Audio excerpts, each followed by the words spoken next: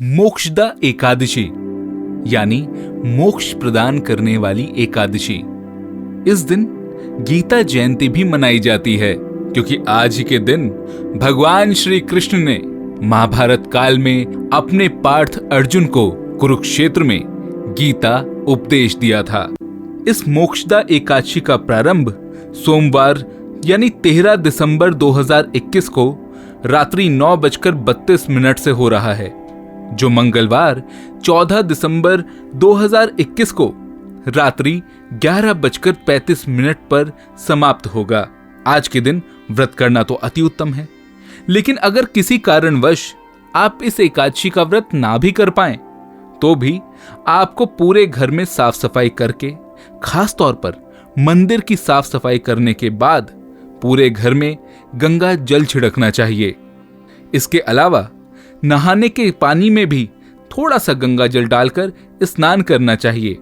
आज के दिन तुलसी जी को छूना और उन्हें जल चढ़ाना निषेध होता है, क्योंकि माना जाता है कि इस दिन मां तुलसी भगवान विष्णु के लिए निर्जल एकादशी का व्रत करती हैं, और अगर आज के दिन आप तुलसी में जल चढ़ाते हैं तो इससे उनका व्रत भंग हो जाता है।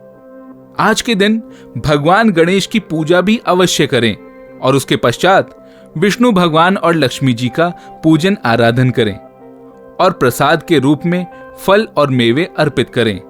साथ ही शुद्ध देशी घी का दीप प्रज्वलित करें। मोक्षदा एकादशी हर प्रकार का सुख प्रदान करने वाली एकादशी है, इसलिए इसको व्यर्थ न जाने दें, क्योंकि ये मौका आपको अब अगले साल ही मिलेगा। आइए अब आपको इसकी कथा सुनाते हैं। गोकुल नाम के नगर में वैखानस नामक राजा राज्य करता था। उसके राज्य में चारों वेदों के ज्ञाता ब्राह्मण रहते थे। वो राजा अपनी प्रजा का पुत्रवत पालन करता था। एक बार रात्रि में राजा ने एक स्वप्न देखा कि उसके पिता नरक में हैं। उसे बड़ा आश्चर्य हुआ। प्रातः वो विद्वान ब्राह्मणों के पास गया और उन्हें अपना स्वप्न सुनाया। उसने कहा, मैंने अपने पिता को नरक में कष्ट उठाते देखा है। उन्होंने मुझसे कहा कि हे पुत्र, मैं नरक में पड़ा हूं, यहां से तुम मुझे मुक्त कराओ। जब से मैंने ये वचन सुने हैं तब से मैं बहुत बेचैन हूं। चित्त में बड़ी अशांति हो रही है। मुझे इस राज्य, धन, पुत्र, स्त्री, हाथी, घोड़े आदि में कुछ भी सुख प्रतीत नहीं होता। क्या करूं? हे ब्राह्मण देवताओं, इस दुख के कारण मेरा सारा शरीर जल रहा है।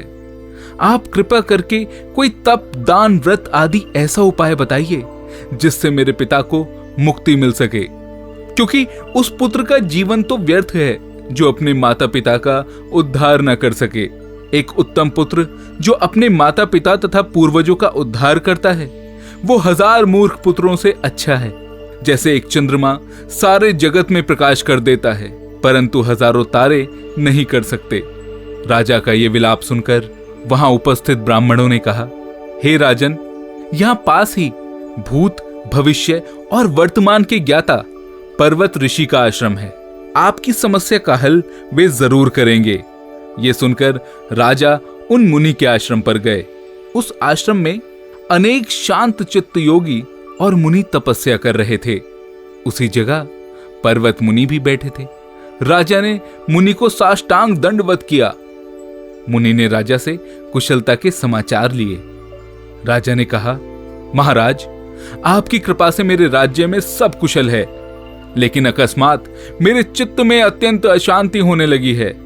ऐसा सुनकर पर्वत मुनि ने आंखें बंद की और भूत विचार करने लगे। फिर वे बोले, हे राजन, मैंने योग के बल से तुम्हारे पिता के कुकर्मों को जान लिया है। उन्होंने पूर्व जन्म में कामातुर होकर एक पत्नी को रति दी, किंतु सौत के कहने पर दूसरी पत्नी को ऋतुदान मांगने पर भी नहीं दिया। उसी पाप कर्म के कारण तुम्हारे पिता को नरक में जाना पड़ा। तब राजा ने कहा, मुनिवर, इसका कोई उपाय बताइए, क्योंकि मैं अपने पिता को नरक से मुक्त कराना चाहता हूं। तब मुनि बोले, हे राजन, आप मार्गशीर्ष एकादशी का उपवास करें और उस उपवास के पुण्य को अपने पिता को संकल्प कर दें। इस प्रभाव से आपके पिता की अवश्य ही नरक से मुक्ति होगी। मुनि के ये वचन सुनकर राजा महल में आया और मुनि के कहे अनुसार कुटुंब सहित मोक्षदा एकादशी का व्रत करने लगा। इसके उपवास का पुण्य उसने अपने पिता को अर्पण कर दिया।